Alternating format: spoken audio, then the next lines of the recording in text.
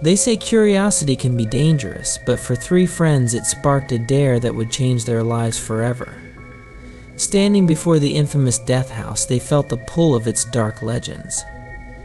What secrets lay hidden within those decaying walls, and would they dare to uncover them?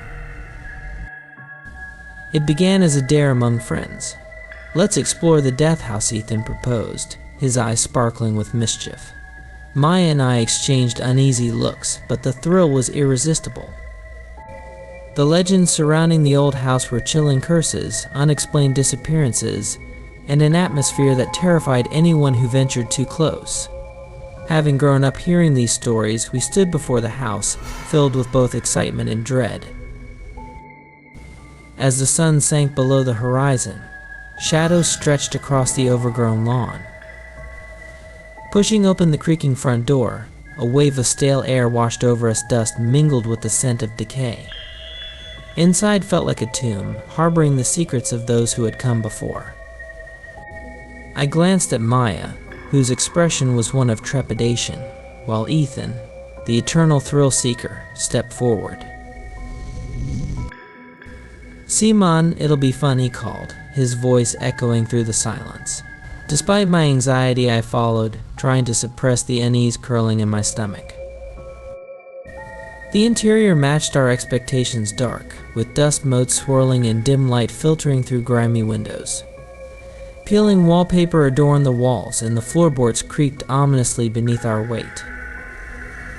Each step amplified the silence, emphasizing our vulnerability.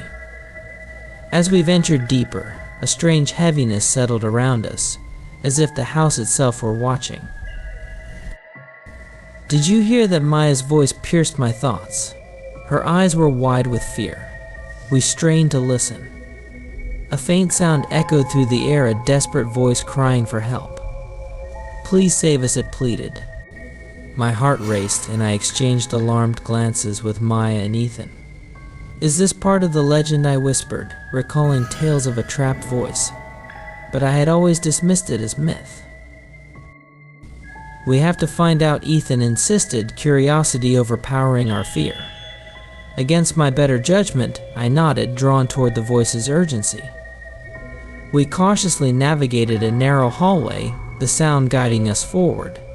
It led us to a door marked private. My heart raced as I looked at the others. "Should we open it?" I asked, my voice barely above a whisper. The air was charged with tension. "Why not? What's the worst that could happen?" Ethan replied, grinning. He pushed the door open, and a cold breeze swept past us, chilling my bones. The room beyond was cloaked in darkness, and the voice grew louder. "Please help. I'm trapped." Before I could voice my concern, Ethan stepped inside, and Maya and I hesitantly followed. The room was empty except for a single window shrouded in shadows. The walls pulsed with an unsettling energy. Suddenly, the door slammed shut, plunging us into darkness. "Let us out," I shouted, banging on the door.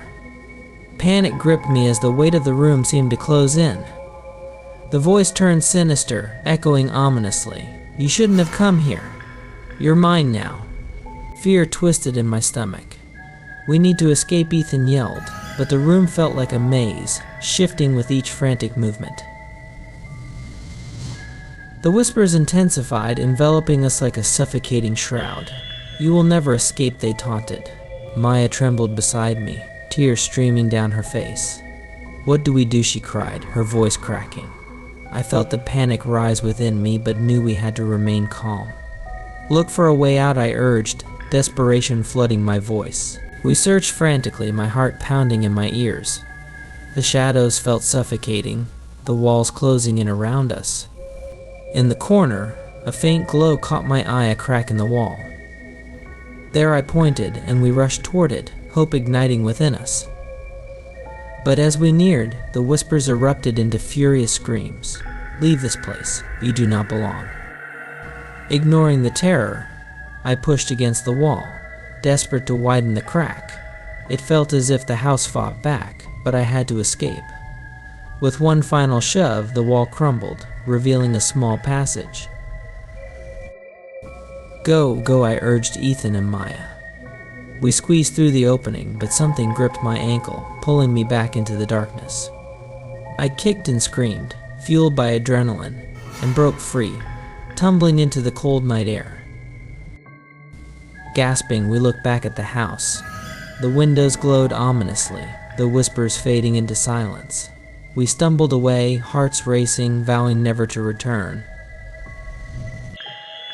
Did we really just experience that? Maya panted, still in shock. Ethan nodded, his expression pale yet determined. We need to get far away from here. As we drove off, an unsettling feeling crept over me, like we were being watched.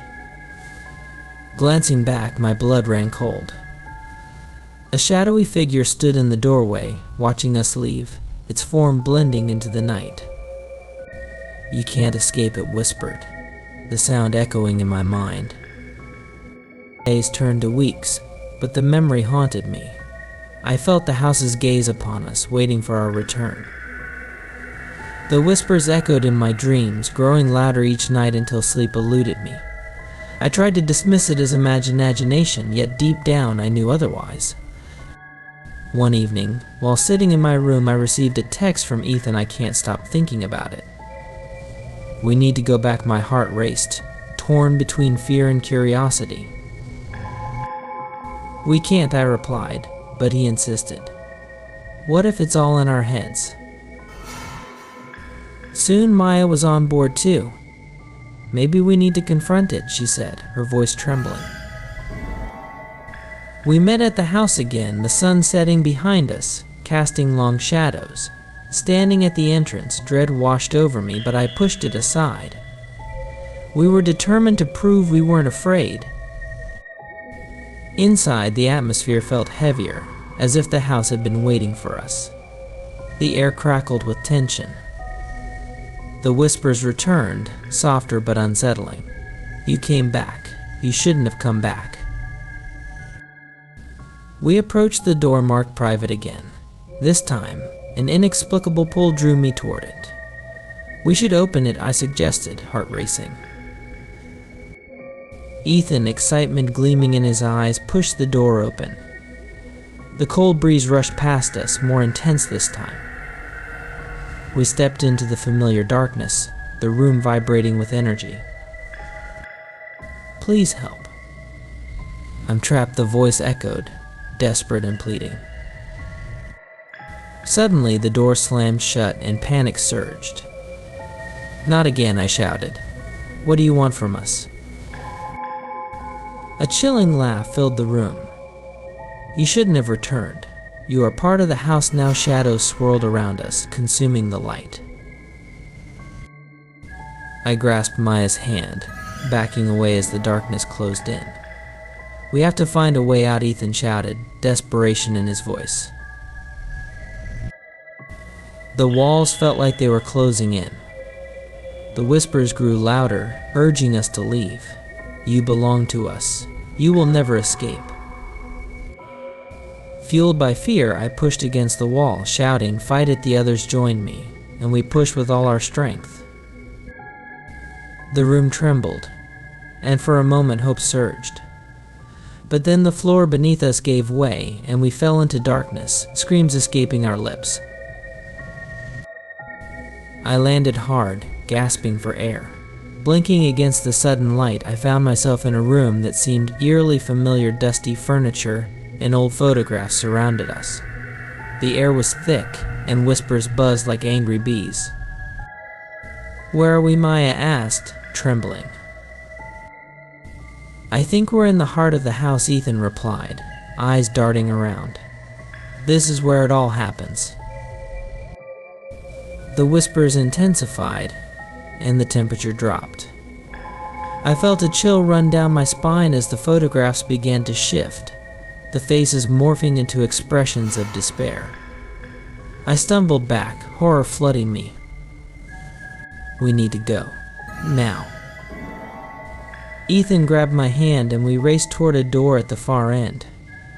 As we pushed it open, the whispers crescendoed into a cacophony of screams. "You cannot leave. You are ours." We bolted through the doorway into another dark corridor, feeling the house pull us back, trying to keep us trapped. But we refused to give in.